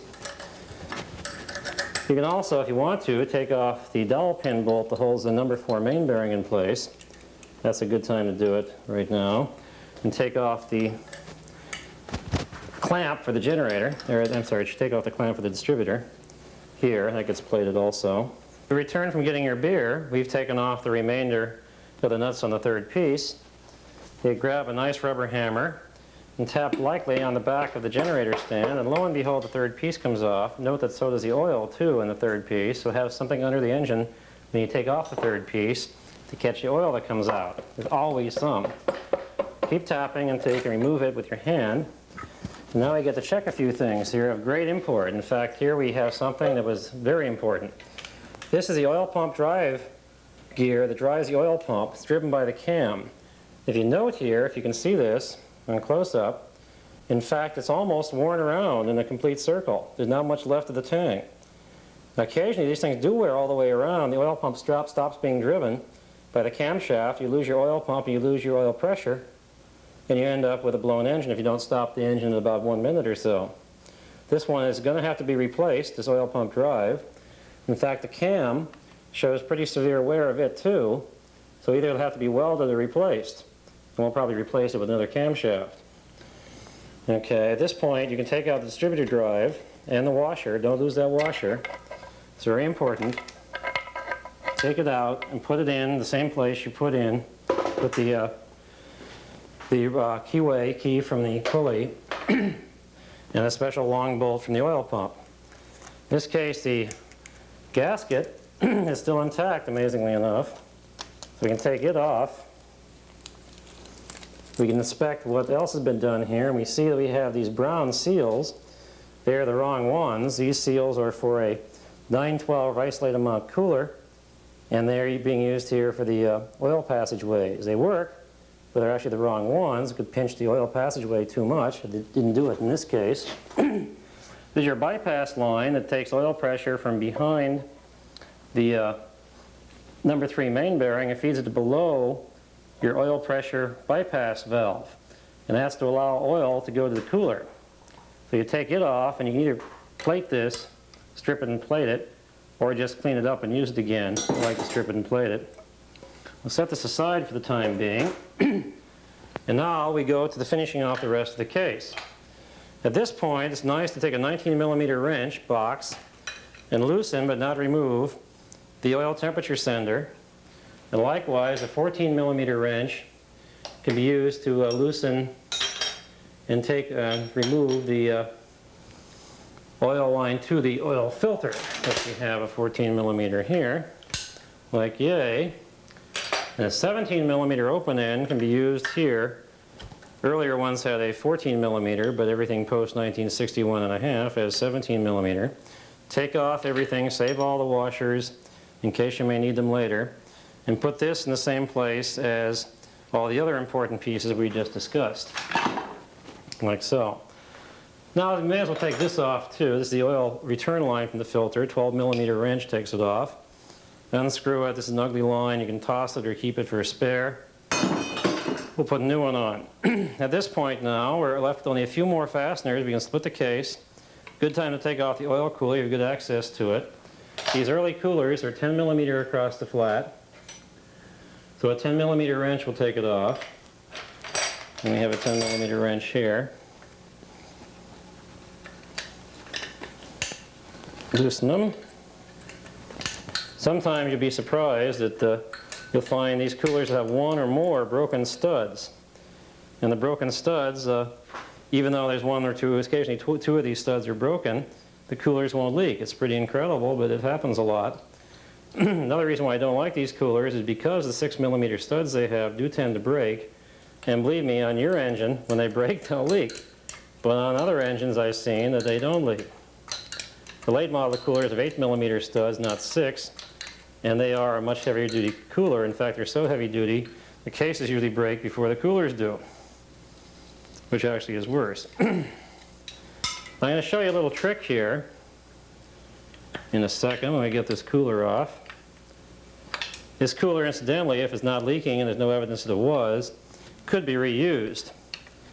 You clean it out in nice benign solvent and then clean it and dry it, and it can be reused then. I'm going to replace this and show how that's done with a late style cooler, one that you can get a little more cooling capacity out of and therefore allow your engine to run a little bit cooler than it would with this early style cooler.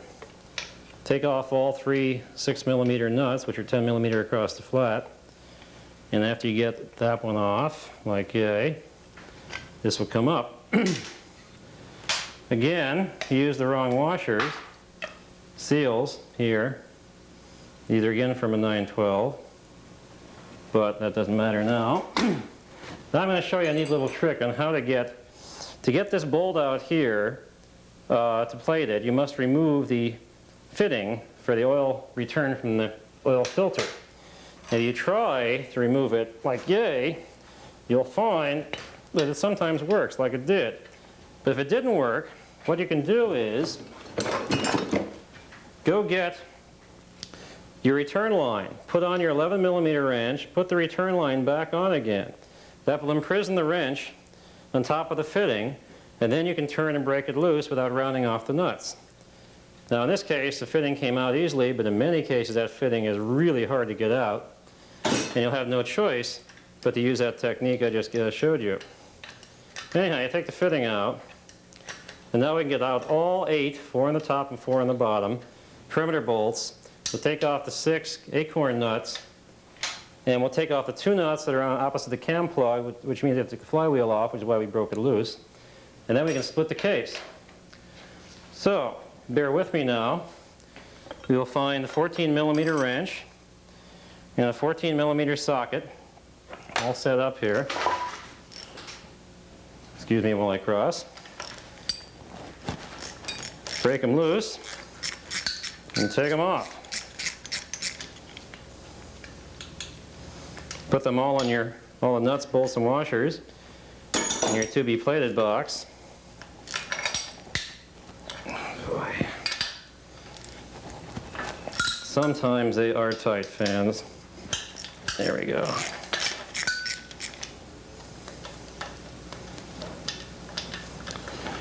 We're in the final stages here, within about 5 minutes or so of splitting the case.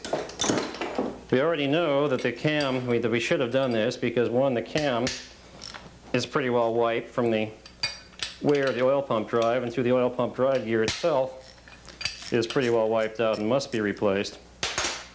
This engine probably only had about 10,000, 20,000 more miles to go before that oil pump drive would have worn completely around, leaving 0 oil pressure in the engine and necessitated a required overhaul. The wear gets exponential when it starts to wear a little, flops around more and more. The more it wears, the faster it wears, and very quickly you get exponential wear and failure of the part. So we were on that curve, exponential part of the curve. It wouldn't have lasted much longer. Now, we got the bottom ones out.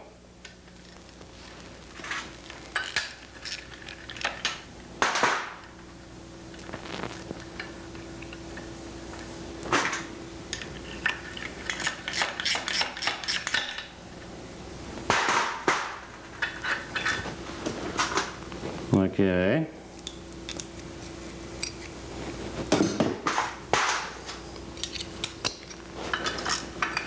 Fooling around in the mud and the blood and the beer.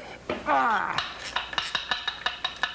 While you're here, you can check out the cam, see if there's anything strange about the cam gear teeth, the crank gear drive teeth. I see nothing weird here except for the wear of the slot in the center of the cam where that oil pressure or oil pump gear wart. Other than that, it seems to be in fairly decent shape. Okay, one more to go. And we can then take all the bolts out, perimeter bolts. That'll leave just the 6 acorn nuts.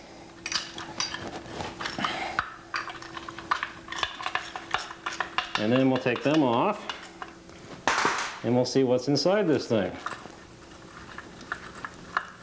I actually like doing original engines the best, or basket cases that are so mismatched as to be obscene. They're the biggest challenge. Original engines make for the best overhauls because they haven't been played with by any clod between the time they left the factory and now. It's of course getting very difficult to find original engines anymore, but they do exist. About 1 out of every 4 or 5 that I do is an original engine, and they really make the nicest overhauls. They of course do have some worn components. The pistons are junk, and the oil pump drives are junk, and the cams have to be ground or replaced. But the heads are usually uncracked. Now, take the flywheel nut off and take a screwdriver and wiggle back and forth. Carefully, don't overdo it.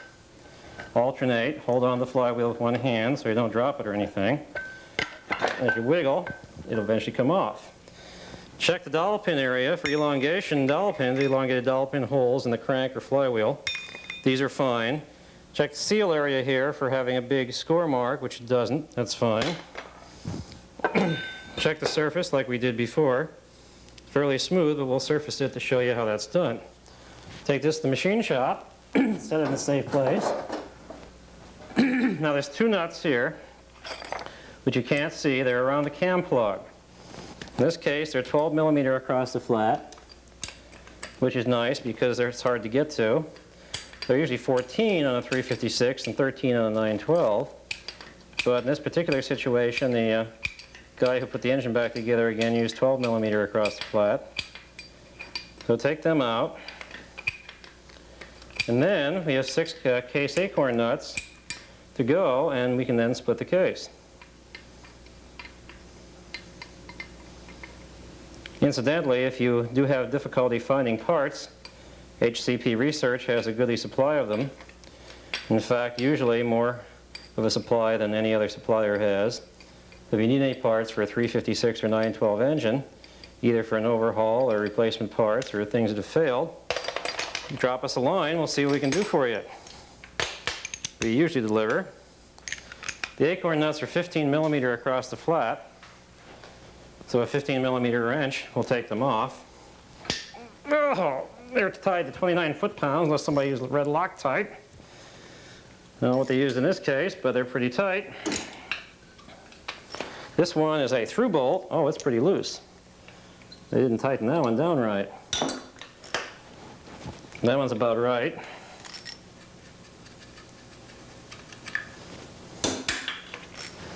That one's a little bit loose. When we put it together again, I'll show you how you can torque these so this doesn't happen. That one's about right.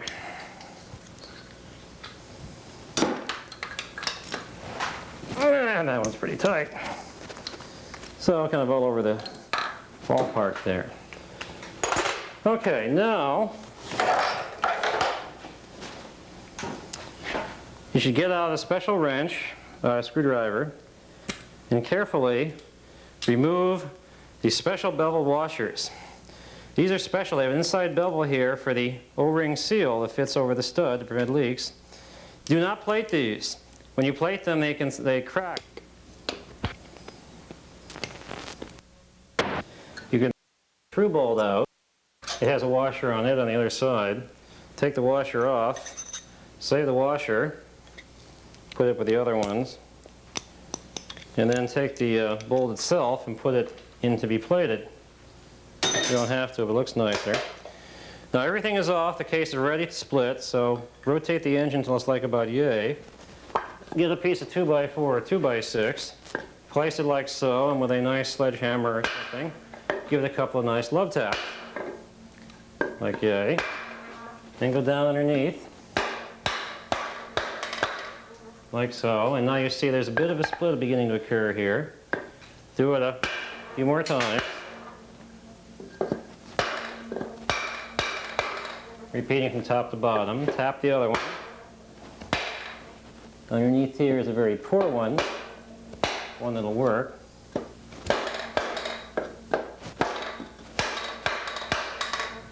Okay. A few more times.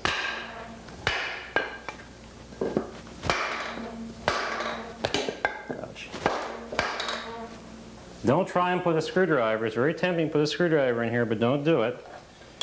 Now sometimes if it does too much, you can attach it like yay and use momentum. You got to make sure everything is off, including all the gaskets here, all the bolts. Everything is off. Just a matter of time.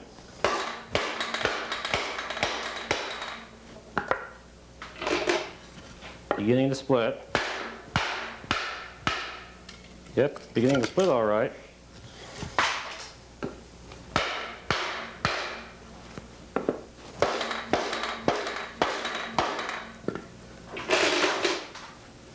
We're getting there. One half of it is beginning to come.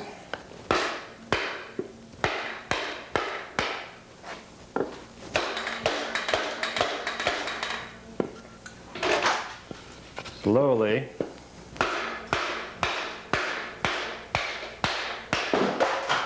Very slowly. There we go. Now, when it gets about a quarter-inch or so, you get off the alignment dowels, which is not quite. A little bit more and we'll have it. When it gets a little further away, it'll be time to decide which side of the case the crank is going in. Occasionally at this point, we can tip it again, and this should usually do it.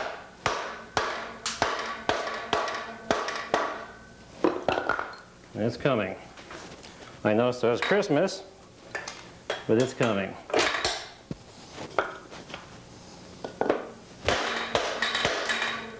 There we go. Here's the wood. You won't damage it. If you hit on these flanges directly, you can break them off against the wood. Okay, when it gets to be about an inch apart, you gotta watch out, your camshaft can fall on the ground. Likewise, see the crank is coming in the right-hand case half, which is of course the wrong one. You don't want to do that, but you get it a little bit further, and then usually reach in and take out the cam carefully, rotating it so the lobes come out, and the cam won't fall on the ground. Not much good because the oil pump dry slot being worn, but the gear is good. Set that safely aside, grab the crank, keep pulling, don't mind that, it's a bearing half.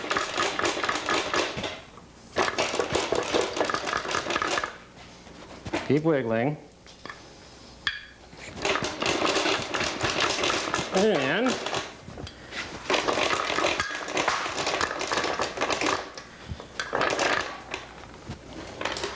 there isn't much left. There. Hurrah. Now, we're not done. There are several things we can inspect here. One, we take out the cam plug, put that in the to-be stripped and plated box. Here are the cam followers. We look at them, see if they have numbers. They do. 21411, that's out of a 62 Super. You can pull all 8 cam followers out and check it. They all hold the same number so far. We can take the crank out, the case, like yay. Take the bearing off, inspect it for crud. It's got some. Look at the crank, it looks pretty good. We have to measure it though, the micrometer to be sure, and magnaflux it. The rods are late model rods, 01 type rods. We can, they're very excellent rods, same as 912. We'll take the rods off the crank in a second. We grab a main bearing, one that fell out. We clean it off. We can sometimes see a number on it, which would be the size. But in this particular situation, I don't believe we can. So we'll have to clean the case and torque it together anyhow, and measure the bore, and see if it has to be a line board or not. Take off all the seals, old seals on the studs. Actually, you should have done that after you took the washers off. With an X-Acto knife, it's kind of hard to get in there, but you can do it. And we'll clean the case thoroughly, torque it together, measure the case bore, and see if we have to line bore it. If we do have to line bore it, HCP Research has a goodly supply of line bore bearings for 356As and Bs, those with 50mm crankshafts that are found no place else. All right, now I will show you in a second here how to take the crankshaft apart with only your old flywheel and the flywheel nut.